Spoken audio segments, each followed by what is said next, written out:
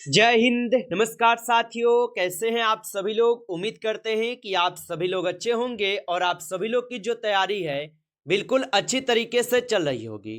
तो साथियों, आज की इस क्लास में हम सभी लोग जो है बीएसएससी कार्यालय परिचारी भर्ती 2026 के एग्जाम के लिए साथियों प्रीवियस ईयर के मोस्ट इंपोर्टेंट क्वेश्चन को देखने वाले हैं, जो कि साथियों आपके बीएसएससी कार्यालय परिचारी भर्ती 2026 के एग्जाम के लिए जो है काफी इंपॉर्टेंट है। तो आप इस क्लास को बिल्कुल अच्छी तरीके से लास्ट तक देखिएगा और इस क्लास में दिए जाने वाले इन सभी क्वेश्चनों को आप अच्छे से जरूर याद कर लीजिएगा, जिससे कि आप जो है अपने एग्जाम में सभी क्वेश्चन को आसानी तरीके से बना पाएंगे। तो चलिए साथियों, क्लास को स्टार्ट करते हैं।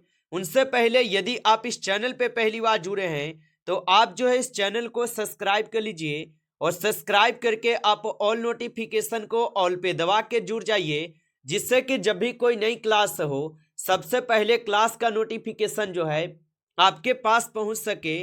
तो आप जो है इस चैनल को सब्सक्राइब कर लीजिए, साथ ही साथ आप जो है इस क्लास को भी लाइक जरूर कर लीजिएगा। तो चलिए क्लास को स्टार्ट करते हैं और देखिएगा साथियों क्वेश्चन क्या पूछा गया है। साथियों क्वेश्चन पूछा गया है कि भारत में पंचायती राज प्रणाली की सिफारिश किस समिति ने की थी। चलिए बताइएगा साथियों, ये सभी क्वेश्चन जो है काफी इंपॉर्टेंट और सिलेक्टेड क्वेश्चन है, जो कि साथियों आपके एग्जाम में जो है 100% जो है ये सभी क्वेश्चन पूछे जाएंगे। तो आप अच्छे से इन सभी क्वेश्चनों को याद जरूर कर लीजिएगा और बताएंगे साथियों कि भारत में पंचायती राज प्रणाली की सिफारिश जो है किस समिति ने की थी। तो याद रखेंगे साथियों, भारत में किए थे बलवंत राय मेहता समिति ने। ऑप्शन ए यहाँ पे 20 क्वेश्चन का सही जवाब है, बलवंत राय मेहता समिति किए थे। अगला क्वेश्चन देखिएगा साथियों, यहाँ पे क्वेश्चन पूछा गया है और क्वेश्चन है कि भारत में पंचायती राज प्रणाली का प्रथम क्रियान्वयन किस राज्य में हुआ। चलिए बताइएगा कि भारत में पंचायती राज प्रणाली का क्रियान्वयन किस राज्य में हुआ था। तो याद रख लीजिएगा ये राजस्थान में हुए थे। ऑप्शन ए सही जवाब है, राजस्थान में हुए थे। अगला क्वेश्चन देखिएगा साथियों, क्वेश्चन पूछा गया है कि पंचायती राज से संबंधित प्रावधान संविधान के किस भाग में है। चलिए बताइएगा साथियों कि पंचायती राज से संबंधित प्रावधान संविधान के किस भाग में है। तो याद रख लीजिएगा साथियों, ये संविधान के भाग 9 में है। ऑप्शन सी सही जवाब है, संविधान के भाग 9 में दिए गए हैं। अगला क्वेश्चन देखिएगा, क्वेश्चन है कि पंचायतों में महिलाओं के लिए कम से कम जो है कितना आरक्षण है। चलिए बताइएगा कि पंचायतों में महिलाओं के लिए कम से कम कितना आरक्षण है। तो याद रख लीजिएगा 33% आरक्षण है। ऑप्शन यहाँ पे सी जो है इस क्वेश्चन का सही जवाब है, 33%। आगे देखिएगा यहाँ पे क्वेश्चन यहाँ पे दिया गया है आपका, और क्वेश्चन क्या है कि एक मानचित्र में समान दाब वाली रेखाएं कहलाती है। चलिए बताइएगा साथियों कि एक मानचित्र में समान दाब वाली रेखाएं कहलाती है। तो साथियों ये रेखाएं जो क्या कहलाती है, तो याद रखेंगे आइसोबारस कहलाती है। ऑप्शन सी सही जवाब है, याद रखेंगे। अगला प्रश्न देखिएगा साथियों, प्रश्न पूछा गया है कि यह राजनीतिक विमान दुर्घटना में मारे गए। चलिए बताइएगा कि यहां पर कौन है जो कि राजनीतिक विमान दुर्घटना में मारे गए थे। तो याद रख लीजिएगा यह संजय गांधी हो जाएंगे। ऑप्शन यहाँ पे डी इस क्वेश्चन का सही जवाब है। आगे देखिएगा प्रश्न पूछा गया है कि पुलेला गोपी चंद इस खेल से संबंधित रहे हैं। चलिए बताइएगा आप कि पुलेला गोपी चंद जो ये किस खेल से संबंधित रहे हैं। तो आप याद रखेंगे ये बैडमिंटन से संबंधित है। ऑप्शन ए सही जवाब है, बैडमिंटन से संबंधित रहे हैं। आगे देखिएगा प्रश्न पूछा गया है कि यह बुकर पुरस्कार विजेता रही है। चलिए बताइएगा यहाँ पे बुकर पुरस्कार विजेता यहाँ पे कौन रहे हैं। तो बुकर पुरस्कार विजेता रहे हुए हैं यहाँ पे अरुंधति रॉय। ऑप्शन यहाँ पे बी जो है इस क्वेश्चन का सही जवाब होगा। आगे देखिएगा प्रश्न पूछा गया है और प्रश्न है कि किन्हें भारत रत्न से सम्मानित जो है किया जा चुका है। चलिए बताइएगा आप कि किन्हें जो है भारत रत्न से सम्मानित किया जा चुका है। तो याद रख लीजिएगा भारत रत्न से सम्मानित किए जा चुके हैं किसे। तो याद रख लीजिएगा जगमोहन डालमिया को जो है साथियों भारत रत्न से सम्मानित किए जा चुके हैं। ऑप्शन डी सही जवाब है। आगे देखिएगा प्रश्न है कि भारत का राष्ट्रीय पुष्प है। चलिए बताइएगा आप कि भारत का राष्ट्रीय पुष्प कौन सा है। तो भारत का जो राष्ट्रीय पुष्प हो जाएंगे साथियों, यह कौन हो जाएंगे, तो आप बताएंगे साथियों कमल। कमल जो है भारत का राष्ट्रीय पुष्प है। आगे देखिएगा प्रश्न पूछा गया है कि भारत के राष्ट्रीय कैलेंडर का यह पहला मास है। चलिए बताइएगा कि भारत के कैलेंडर का पहला मास यहाँ पे कौन होगा। तो साथियों भारत के राष्ट्रीय कैलेंडर का जो पहला मास होगा ये चैत्र हो जाएगा। ऑप्शन डी कीजिएगा, सही जवाब चैत्र होगा। आगे देखिएगा प्रश्न पूछा गया है कि 5 सितंबर इस कारण मनाया जाता है क्योंकि यहाँ पर इनका जन्म दिवस था। चलिए बताइएगा, तो 5 सितंबर आप सभी लोग को पता होगा कि 5 सितंबर को हम सभी लोग जो है राधा कृष्ण जी के जन्म दिवस के रूप में मनाते हैं। ऑप्शन यहाँ पे सी सही जवाब है। आगे देखिएगा प्रश्न पूछा गया है राष्ट्रीय गीत इस उपन्यास से लिया गया है। चलिए बताइएगा आप कि राष्ट्रीय गीत जो ये किस उपन्यास से लिए गए हैं। तो आप बताएंगे कि राष्ट्रीय गीत जो लिए गए हैं ये आनंद मठ से लिए गए हैं। ऑप्शन ए सही जवाब है, आनंद मठ से लिए गए हैं, याद रखेंगे।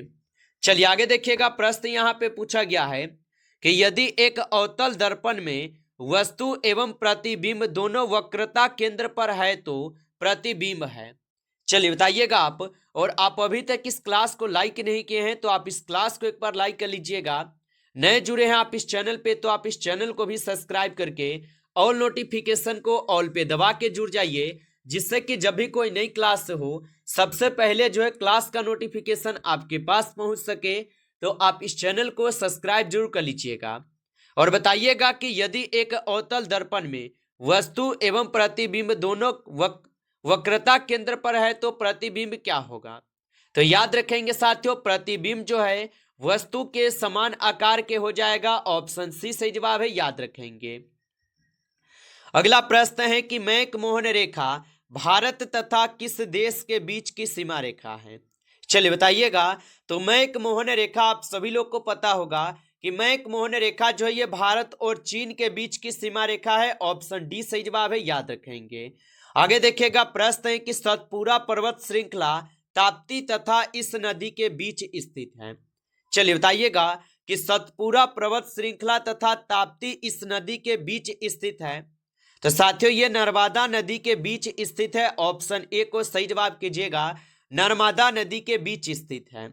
आगे देखिएगा प्रश्न पूछा है कि माउंट एवरेस्ट की ऊंचाई है लगभग। चलिए बताइएगा आप कि माउंट एवरेस्ट की ऊंचाई लगभग कितनी है।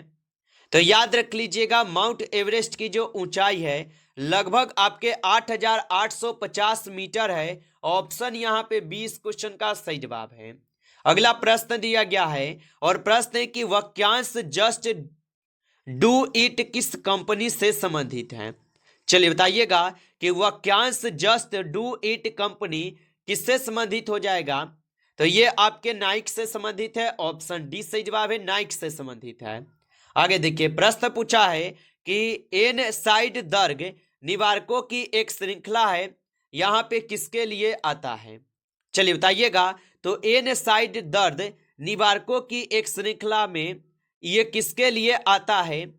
तो याद रख लीजिएगा ये इनफ्लेमेटरी के कारण आते हैं। ऑप्शन यहाँ पे सी सही जवाब है। अगला प्रश्न पूछा गया है कि ओमेगा 3 किसका जो है एक वर्ग है। चलिए बताइएगा, तो ओमेगा 3 जो है ये हो जाएंगे साथियों आपके वसीय अम्ल के वर्ग। ऑप्शन ए सही जवाब है। आगे देखिएगा प्रश्न पूछा गया है कि उस प्रथम ग्रह का नाम क्या है जिसके बारे में खोज ने बताया है कि वहां 2 सूर्योदय होते हैं। तो उस प्रथम ग्रह का नाम क्या है जिसके बारे में खोज ने बताया है कि वहां 2 सूर्योदय होते हैं। तो साथियों ये बताए हैं केपलर 16। ऑप्शन यहाँ पे डी सही जवाब है। आगे देखिएगा प्रश्न पूछा गया है और प्रश्न पूछा गया है कि झांसी की रानी के तौर पर कौन प्रसिद्ध है। चलिए बताइएगा कि झांसी की रानी के तौर पर कौन प्रसिद्ध होगा। तो झांसी की रानी के तौर पर प्रसिद्ध होगा लक्ष्मीबाई। ऑप्शन डी सही जवाब है, लक्ष्मीबाई होगा। आगे देखिए प्रश्न पूछा गया है और प्रश्न है कि भारत की श्वेत क्रांति के पिता जो है कौन कहे जाते हैं। चलिए बताइएगा आप कि भारत की श्वेत क्रांति के पिता कौन कहे जाते हैं। तो याद रख लीजिएगा वर्गीज कुरियन कहे जाते हैं। ऑप्शन सी सही जवाब है, वर्गीज कुरियन कहे जाते हैं। आगे देखिएगा प्रश्न दिया गया है कि अमेरिकी विशेष सेना जिसने ओसामा बिन लादेन को मारा ये कहलाती है। तो अमेरिकी विशेष सेना जिसने ओसामा बिन लादेन को मारा क्या कहलाती है। तो साथियों ये कहलाती है आपके सील। ऑप्शन यहाँ पे सी सही जवाब है, सील कहलाती है। आगे देखिए प्रश्न दिया गया कि किससे लास्ट सफर को चित्रित किया। चलिए बताइएगा कि किससे लास्ट सफर को चित्रित किया। तो याद रख लीजिएगा ये किए थे Leonardo da Vinci. Option A यहाँ पे सही जवाब है। आगे देखिए प्रश्न यहाँ पे पूछा गया है कि पृथक पंचायती राज मंत्रालय का गठन जो है कब हुआ। चलिए बताइएगा कि पृथक पंचायती राज मंत्रालय का गठन कब हुआ था। तो इसका गठन जो हुआ था, इसका गठन हुए थे आपके 2004 ईस्वी में। ऑप्शन डी सही जवाब है, 2004 ईस्वी में। आगे देखिए प्रश्न पूछा गया कि जनजाति संथाल इस राज्य में नहीं रहती। चलिए बताइएगा तो जनजाति संथाल इस राज्य में नहीं रहती है। तो जनजाति संथाल जो है असम राज्य में नहीं रहते। ऑप्शन ए सही जवाब है, असम में। आगे देखिए प्रश्न पूछा गया है कि भारत में विशालतम समुद्री तट यहाँ है। चलिए बताइएगा कि भारत में विशालतम समुद्री तट यहाँ हो जाएंगे। तो भारत में विशालतम समुद्री तट जो है ये तमिलनाडु में है। ऑप्शन सी सही जवाब है, तमिलनाडु में होगा। आगे देखिएगा प्रश्न दिया गया है, प्रश्न है कि झारखंड के उत्तर में स्थित राज्य है। चलिए बताइएगा आप कि झारखंड के उत्तर में स्थित राज्य कौन सा है। तो झारखंड के उत्तर में स्थित राज्य बिहार है। ऑप्शन बी को आप सही जवाब कीजिएगा, बिहार होगा। चलिए आगे देखिएगा प्रश्न पूछा गया है कि रबी की फसल की कटाई का मौसम इसमें से होता है। चलिए बताइएगा कि रबी की फसल की कटाई का मौसम जो है इसमें से कौन होगा। तो याद रखिएगा मार्च हो जाएगा। ऑप्शन ए सही जवाब है, मार्च होगा।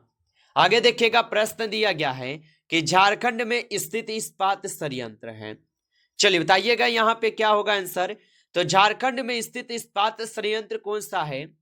तो यहाँ पे इस क्वेश्चन का आप सही जवाब ऑप्शन बी करेंगे। ऑप्शन बी लगा रहे हैं तो सही जवाब है TISCO होगा। आगे देखिएगा प्रश्न दिया गया है कि नरोरा नाभिकीय शक्ति केंद्र यहाँ स्थित है। चलिए बताइएगा तो नरोरा नाभिकीय शक्ति केंद्र यह कहाँ स्थित है। तो यह स्थित हो जाएगा उत्तर प्रदेश में। ऑप्शन सी सही जवाब है। आगे देखिएगा प्रश्न दिया गया है, प्रश्न है कि नदियों द्वारा मिट्टी का जमाव कहलाता है। चलिए बताइएगा कि नदियों द्वारा मिट्टी के जमाव क्या कहलाता है। तो नदियों के द्वारा मिट्टी का जो जमाव कहलाएगा ये एल्लुवियल कहलाएंगे। ऑप्शन ए यहाँ पे सही जवाब है। आगे देखिएगा प्रश्न दिया गया है कि किस धातु के यौगिक कुछ शीशों तथा साबुन दोनों के बटक हैं। चलिए बताइएगा तो किस धातु के यौगिक कुछ शीशों तथा साबुन दोनों के बटक है। तो ये हो जाएंगे साथियों आपके पोटेशियम। ऑप्शन यहाँ पे बी सही जवाब है, पोटेशियम होगा। आगे देखिए प्रश्न पूछा गया है कि किस तत्व का परमाणु लिया जाता है भार मानक के रूप में। चलिए बताइएगा तो किस तत्व का परमाणु लिया जाता है भार मानक के रूप में। तो साथियों ये कार्बन का लिए जाते हैं। ऑप्शन ए लगाए हैं तो सही जवाब है, कार्बन का लिए जाते हैं। नमस्कार साथियों, इस क्लास में जो है टॉप 35 क्वेश्चन थे जो कि काफी इंपॉर्टेंट और सिलेक्टेड क्वेश्चन थे ये सभी क्वेश्चन। साथियों यदि आपको क्लास अच्छा लगा हो तो आप इस क्लास को लाइक कर लेंगे। नए जुड़े हैं आप इस चैनल पे तो आप इस चैनल को भी सब्सक्राइब करके ऑल नोटिफिकेशन को ऑल पे दबा के जुड़ जाइए, जिससे कि जब भी कोई नई क्लास हो सबसे पहले क्लास का नोटिफिकेशन जो है आपके पास पहुंच सके। तो आप इस चैनल को सब्सक्राइब जरूर कर लीजिएगा। चलिए फिर मिलते हैं आपसे एक नेक्स्ट टॉपिक के साथ नेक्स्ट क्लास में। तब तक के लिए जय हिंद, जय भारत।